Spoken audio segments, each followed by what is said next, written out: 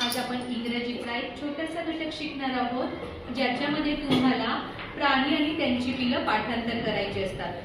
पण हा पाठ करण्याचा प्रकारच नको, त्यापेक्षा युक्तीने लक्षात ठेवूया। त्यासाठी आपण सूत्र तयार केली आहे आणि त्यातलं एक सूत्र मी आज तुम्हाला शिकवणार आहे। वाचा बरं सूत्र काय लिहिलंय मी?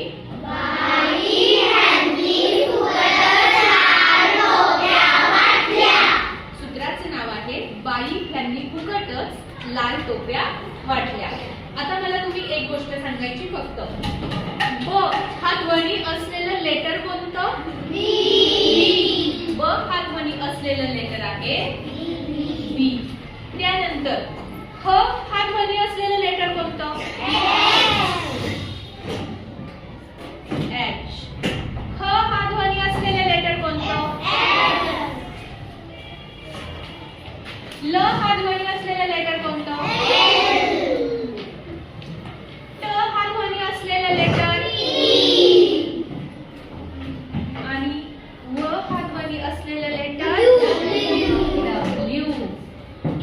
आता तुम्ही मला जी लेटर सांगितली आहेत ना, त्या लेटरहून सुरू होणाऱ्या एका प्राण्याचं मी नाव लिहिणार आहे। पहा, B for bear, H for Hannah, F for fox, L for lion, T for tiger आणि W for wolf।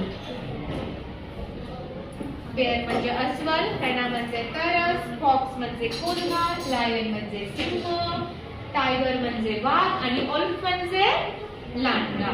तर या सगळ्या प्राण्यांच्या पिल्लांसाठी एकच शब्द आहे आणि तो म्हणजे कप।